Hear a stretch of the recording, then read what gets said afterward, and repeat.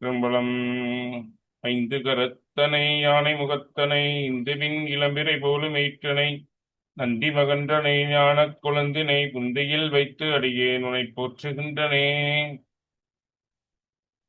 எல்லாமல்ல அருள்மிகு வடிவுடையனாக நமர் பாண்டி கொடுமணிநாதர் திருவடிகளையும் எல்லாமல்ல சிவகாமி நமர் கூத்தப்பெருமனுடைய திருவடிகளையும் மனமொழிமைகளால் வழங்குகின்றேன். இதுவரை யாரெல்லாம் எனக்கு ஜோதிடம் கற்றுக் கொடுத்தார்களோ அனைத்து குருமாருடைய திருவடிகளையும் என்னை இந்த உலக கருவிப்படுத்திய போட்டுதலுக்கும் வழங்கக்கூடிய குருநாதர் திண்டுக்கல் சிந்தாஜயாவுடைய திருவடிகளையும் மனமுடிமைகளால் வழங்குகின்றேன். சிவாதிருஷ்டம். அனைவருக்கும் வணக்கம். இன்னைக்கு கேள்வி பதில் வகுப்பு.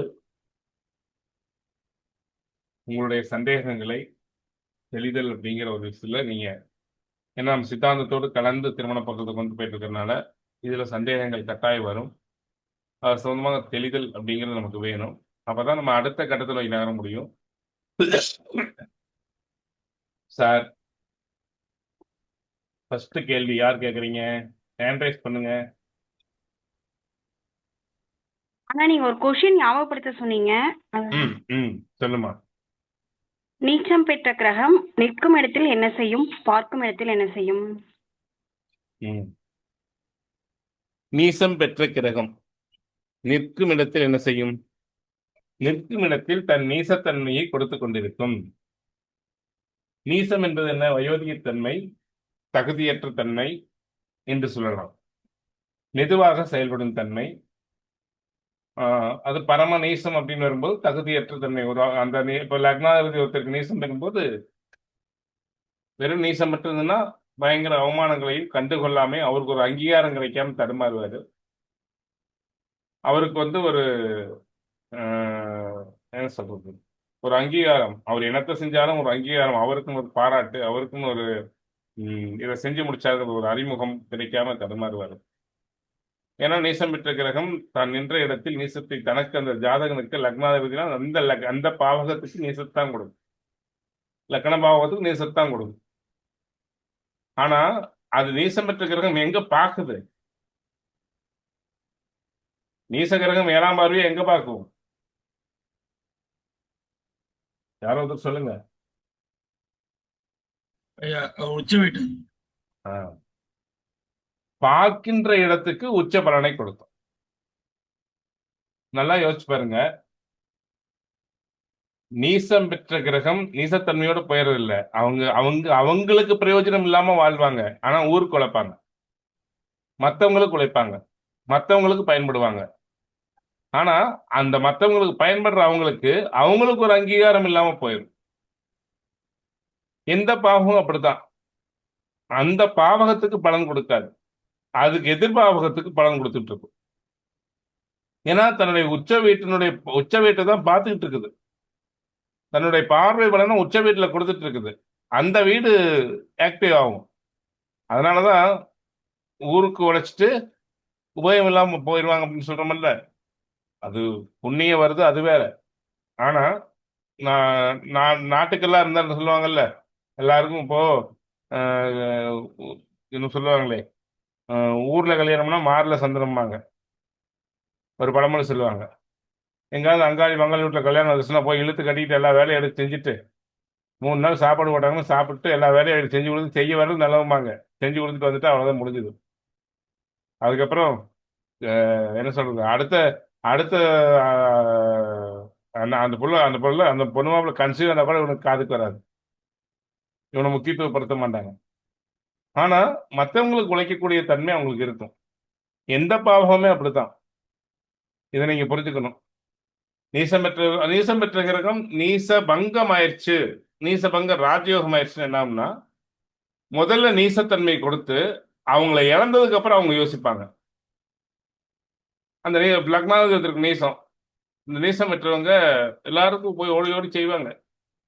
செஞ்சு முடிச்சுட்டு அவங்கள இழந்ததுக்கு அப்புறம் தான் எந்த பாவமா இருந்து அந்த பாவங்கள் அதை இழந்ததுக்கு அப்புறம் தான் மற்றவங்க அதை நினைப்பாங்க, ஆஹா அவர் இருந்தா நல்லா இருந்திருக்கு அப்படின்னு.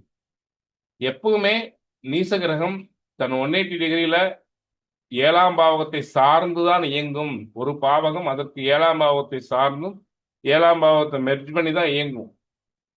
அப்ப அதுக்கு 7ஆம் பாவகம் உச்ச பாவகம் அப்படிங்கிறதுனால மற்றவங்களுக்கு பிரயோஜனமா வாழ்வாங்க அப்படின்னு நம்ம பலன் சொல்லணும். நீங்க எந்த கிரகம் நீசமிட்டு யாராவது ஜாதத்தில் நீசமிட்டு அந்த பாவத்தை ஆராய்ச்சி பண்ணி பாருங்க. புரியுதுங்களா சார்? ஓகே. ஐயா புரியுது. ம். பார்வை ராகு பார்வையும் சேர்த்து கொஞ்சம் அப்படியே சொல்லிடுங்களா? புரியல.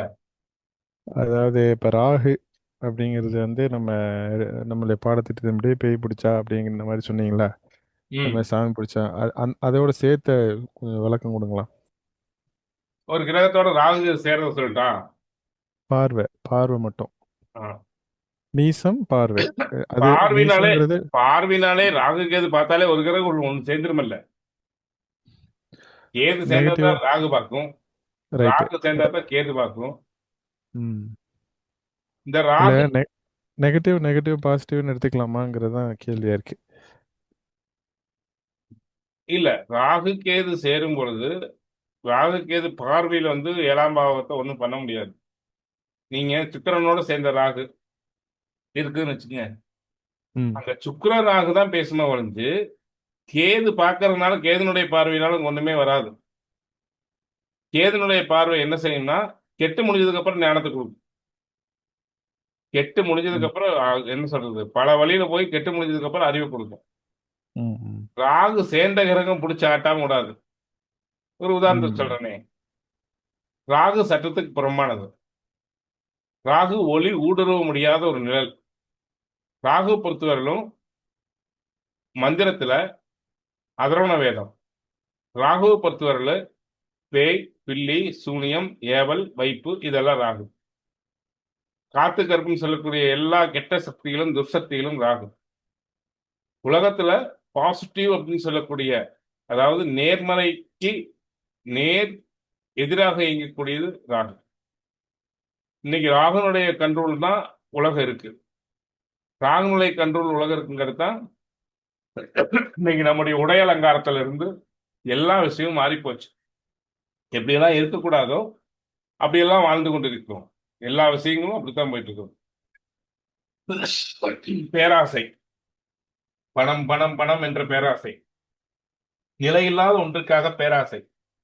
அந்த பேராசை நம்மளை கொண்டு நல்லாவே தெரியுது. ஒரு கட்டத்துக்கு மேல நம்ம கூட தெரிஞ்சா கூட நாம என்ன பண்றோம் தெரியுமா?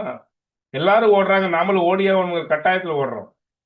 எதுவுமே நிலையிலேன்னு தெரியுது, எல்லாமே மோசமான ஒரு விஷயத்தை நோக்கி போறோம்னு தெரியுது.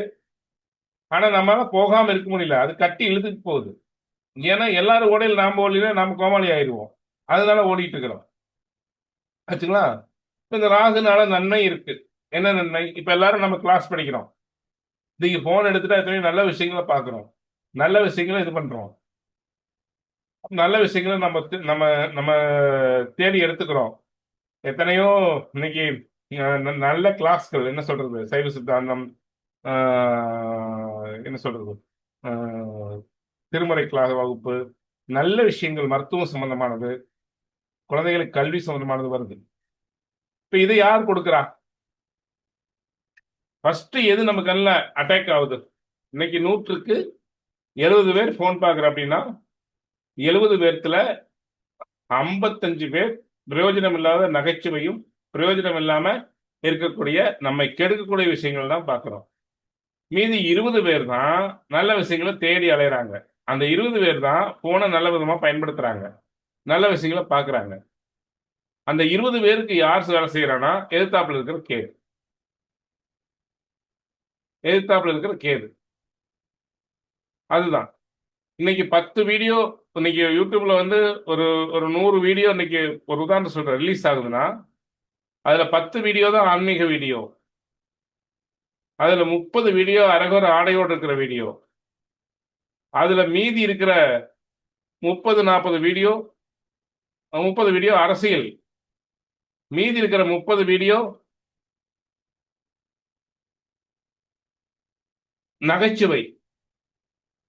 திருச்சா போதும், கருத்து இல்லாட்டியும் 10 வீடியோ தான். நம்ம தேடுனா மட்டும்தான் உயர் வள்ளுவம் கிடைக்கும். நம்ம தேடுனா மட்டும்தான் உயர் வள்ளுவம் கிடைக்கும். இல்லைன்னா அது எங்கேனே தெரியாது, எங்க இருக்குன்னு தெரியாது. அப்போ இந்த 10% எதிர்பாவத்தில் உள்ள கேது நல்ல விஷயத்தை கொடுக்குது, இந்த உலகத்துக்கு கொடுக்குது. ராகுனுடைய கண்ட்ரோல் உலகம் இருந்தாலும் உலகத்துக்கு எதிர்த்தாப்புல இருக்கிற கேது தன்னை செலுத்துது. ஆனா நல்லா யோசிச்சு பார்த்துங்க, சேர்ந்த கிரகத்துக்கு என்ன பலம் அப்படின்னா, சேர்ந்த கிரகம் தன்னை முழுமையாக அந்த கிரகத்தை கண்ட்ரோலுக்குள்ள கொண்டு வருது. பார்த்த கிரகம் கஷ்டப்பட்டு தன்னுடைய பலனை அந்த வீட்டுக்கு கொடுக்குது. இப்போ ஒருத்தருக்கு பேய் பிடிச்சிச்சு, நீங்க சோட்டானிக்கிற பகுதியம்மன் கோயிலுக்கோ இல்ல வேற ஏதாவது கோயிலுக்கோ கூட்டிட்டு போவீங்க. அந்த கோயிலுக்கு கூட்டிட்டு போறதுக்குள்ள எவ்வளவு கஷ்டப்பட்டு கூட்டிட்டு போகணும், எவ்வளவு கஷ்டப்பட்டு அதை செய்யணும், எவ்வளவு கஷ்டப்பட்டு அங்க மட்டும் இருத்தணும். புரியுதா? ம் இப்ப ரொம்ப கஷ்டம். இப்ப ரொம்ப கஷ்டப்பட்டு தான் கூட்டிட்டு போகணும். ஹலோ, அப்ப ரொம்ப கஷ்டப்பட்டு தான் கூட்டிட்டு போகணும், ரொம்ப கஷ்டப்பட்டு தான் இது பண்ணணும். அப்ப கேது எதிர்த்தாப்புல இருந்து தன்னுடைய சட்டத்திற்கு புறம்பா இருக்கக்கூடிய ராகுக்கு சட்டத்திற்கு நியாயமா உலகத்துக்கு தன்னுடைய விஷயத்தை கொடுக்கணுங்கிறதுக்காக கேது கொடுக்கறது ராகு மறைச்சிருது. தேடுனா மட்டும்தான் நல்ல விஷயங்கள் கிடைக்குது. ஆனா பாருங்க, நல்ல விஷயங்களை தேடிட்டே இருக்கிறவங்களுக்கு கெட்ட விஷயம் வராது, ராகு மறைஞ்சிரு. நீங்க போன்ல ஆன்மீக சொற்பொழிவு ஆன்மீக விஷயங்களை தேடிட்டே இருந்தீங்கன்னா உங்க போனுக்கு அந்த தப்பான விஷயங்கள் படங்கள் உங்க கண்ணுக்கு தென்படாது. கெட்ட விஷயங்களை ஒரு 2 தடவை பார்த்துட்டீங்கன்னா போதும், நல்ல விஷயங்கள் பூரா மறைஞ்சிடும். ஆனா நல்ல விஷயங்களை 100 தடவை பார்த்தீங்கன்னா தான் அந்த நல்ல விஷய வீடியோ வந்து நிற்கும். உண்மையா இல்லையா சார்? ஆமாங்கண்ணா. ஆமாமா. ஏன் 2 சரிசமமா கூட நிக்கிறது இல்லையே? எதிர்ச்சியா ஒரு ஒரு ஒரு ஒரு வீடியோ வந்துருச்சு, ஒரு போட்டோ வந்துருச்சுன்னா அது தொட்ட உடனே ஏன்னா மனிதனுடைய உயிர் இயல்பு எப்பவுமே நான் சொல்லியிருக்கேன், மனிதனுடைய உயிர் இயல்பு ஃபர்ஸ்ட் கெட்டதை பார்த்தா அதுல ஒரு ஈர்ப்பு வராம இருக்காது. ஏன்னா காமம் சம்பந்தப்பட்ட விஷயங்களுக்கு அவ்வளவு ஈர்ப்பு உண்டு. அதனாலதான் சுக்கிரன் வந்து எதிர்மறையாக சுத்துவார். நம்ம மயக்கி இழுக்கிறதுல ரொம்ப ரொம்ப பவர் 2 கிரகத்துக்கு உண்டு, சுக்கிரனுக்கும் புதனுக்கும். சுக்கிரனுக்கும் புதனுக்கும் நம்மளை மயக்கி இழுக்கிறதுல ரொம்ப பவர் உண்டு. அவ்வளவு மயக்கி இழுக்கிறோம், எப்பேற்பட்ட ஞானியையும் ஒரு ஆட்டம் போட வச்சிடும். ஆச்சுங்களா? அப்போ இந்த அதை துணை கொண்டுகிட்டு ராகுவன் ஆட விட்டு அடக்குவார். ராகு நமக்கு கொடுக்கணுங்கிறதல்ல, உலக உயிர்களுடைய எண்ணங்களுக்கு தவிர பிறக்கக்கூடிய ஆத்மாவுடைய பக்குவத்துக்கு தவிர நடக்கின்ற யுகத்துக்கு தகுந்ததை அந்த யுகத்தை முடிவுக்கு கொண்டு வர ராகுக்குன்னு ஒரு சட்டம் இருக்கு, கடவுள் வகுத்து கொடுத்திருக்காரு. அந்த கடவுள் வகுத்த சட்டத்தை அவர் செய்யணும், அவ்வளவுதான். ஒரு உலகம் முடிவுக்கு வரணும்னா அந்த முடிவுக்கு வருவதற்கு இந்த மாதிரி விஷயங்களை கொடுத்து தான் அந்த ஆத்மாக்களை ஆட விட்டு அடக்கணும். அதைத்தான் ராகு செய்யறார். புரியுதுங்களா? அப்போ பார்த்த கிரகம் தன் பலனை அந்த வீட்டுக்கு பார்வையினால் எடுத்து கொடுக்கும், அதாவது காட்டும், செலுத்தும், தன் பார்வையினால் செலுத்தும்.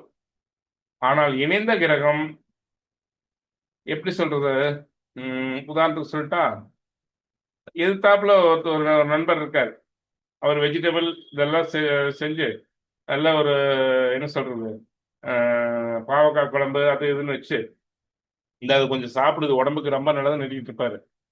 கிட்ட கோத்துருக்கிறது என்ன ஒண்ணு தெரியுமா, பீஸாவும் ஃப்ரைட் ரைஸும் செஞ்சு வாயில் ஊட்டிட்டு விட்டுருக்கோம். அப்ப என்ன நடக்கும்? இதை வேண்டான்னு உதறிட்டு போனா தான் அது கிடைக்கும். எத்தனை பேர் உதறிட்டு போவோம் பீஸாவும் ஃப்ரைட் ரைஸையும்? சார் உதற மாட்டோம். புரியுதா சார்? எந்த கிரகம் ம் சேர்ந்து இருக்கிற கிரகம் பலனை எடுத்து வாயில போட்டுவிட்டுரும். ம் ம்.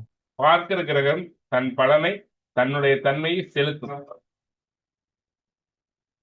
அப்ப ராகு கேதுனுடைய பார்வை பறிச்சு கேது கூட சேர்ந்துதான் ஆன்மீகம். கேது கூட சேர்ந்துச்சுன்னா ஆன்மீகம். கெட்டது உள்ளுக்கு கெட்டது என்ன, கேது கூட சேர்ந்துட்டாலும் நம்ம ஏன் நார்மல் வாழ்க்கையிலன்னு சொல்றோம் அப்படின்னா, நல்லா யோசிச்சு பாருங்க. கேது கூட சேர்ந்துருது, சுக்கிரனோட கேது, பெண்ணுக்கு செவ்வாயோட கேது. இவங்க என்ன பண்ணணும்? செவ்வாயோட எந்த பெண்ணுக்கு கேதுக்கோ அந்த பெண்ணு ஆன்மீகத்தில் முழுக்க முழுக்க ஆன்மீகத்தை தேடி நிலை விபூதியிடக்கூடிய ஒரு பையனை கல்யாணம் பண்ணிக்கணும். அதே மாதிரி பையனும் சுக்கிரன் கேதுனா அந்த மாதிரி ஒரு பெண்ணை தான் கல்யாணம் பண்ணிக்கணும். ஏன்னா அந்த இன்பத்தை அனுபவிக்க இது விடாது, அந்த தன்மையில் உள்ளவங்களை தவிர விடாது. அப்போ கேது கூட சேரும்போது இயல்பான ஒரு வாழ்க்கை வாழலாம்னா வாழ முடியாது. வாழ்றதுக்கு விடாது. நார்மல் தான் சார், தப்பெல்லாம் இல்லை சார், தப்புக்கெல்லாம் போகல, நார்மலா வாழணும் கூட விடாது. நார்மலா கிடைக்க வேண்டிய எதுவுமே கிடைக்காம தடுமாறுவான். அப்போ அந்த உலகியல் சுகங்கள், மயக்கம், காமம், காமம்னா வெறும் செக்ஷுவல் லைஃப் நினைக்காதீங்க, எல்லா சுகங்களும் சுக்கிரன் தான் மாயா சக்தியார எல்லாமே. அப்ப எதுவுமே சட்டத்துக்கு புறம்பாக அப்படிங்கிறத விட சட்டப்படி அவனுக்கு கிடைக்கணும்னா கூட தட்டிக்கிட்டே போகும் சுக்கிரன் கேது பொறுத்தவரை. அப்ப அந்த இடத்துல அதே தன்மையுள்ள ஒரு பொருளை மட்டும்தான், இப்போ ஒரு பிரதமர் வராரு, பிரதமர் மீட்டிங் நீங்க போகணும்னா எத்தனை பக்கம் செக் பண்ணுவாங்க, என்னென்ன ஐடி. இப்ப பிரதமருக்கு வந்திருக்கிற சேர்ல போய் நீங்க வரிசையில் போறணும், எத்தனை ஃபார்மாலிட்டி முடிஞ்சதுக்கு அப்புறம் உங்களை கெட்டு விடுவாங்க. நிறைய செக்கப்லாம் இருக்கும். அதே ஃபார்மாலிட்டிஸ் தான் கேது பண்ணுது. ம் ஏன் செவ்வாய் கேது கல்யாணம் ஆகுறது இல்ல, சுக்கிரன் கேது கல்யாணம் ஆகுறது இல்ல? ஃபார்மாலிட்டிஸ்லயே தோத்து போயிரு ஃபைல், அப்புறம் எங்க கல்யாணம் ஆகும் சார்? புரியுதா? ஐயா நல்லா புரியுது. ம் அந்த ஃபார்மாலிட்டிஸ் அது கொடுக்கக்கூடிய செக்கிங்லயே நம்ம ஃபைல், நமக்கு வரக்கூடிய ஃபைல் நின்று போயிடும். அதுல எது பாஸ் பண்ணி வருதோ அதுதான் நடக்கும். சரி, அதை மீறி பண்ணிட்டோம், எதையும் அனுபவிக்க முடியாது, கட்டி போட்டுரும். சரி, அதை மீறி ஒருத்தர் நுழைஞ்சிட்டான், பிரதமருக்கு வந்திருக்கக்கூடிய சேருக்கு நுழைஞ்சிட்டான், போலீஸ் என்ன பண்ணும்? தட்டி கொண்டே ஜெயிலில் போட்டுருமா சார்? கண்டிப்பா கண்டிப்பா. இதுதான் கேள்வி. ஏன்னா நீங்க புரிஞ்சுக்கிறதுக்கு ஈஸியா சொல்றேன். இந்த கேள்வி புரிஞ்சிருக்கு நினைக்கிறேன். எல்லாத்துக்கும் புரிஞ்சுதா? காந்திமதி மேடம் புரிஞ்சுதா? நான் புரிஞ்சுதுங்கண்ணா. கீதா மேடம் புரிஞ்சுதா?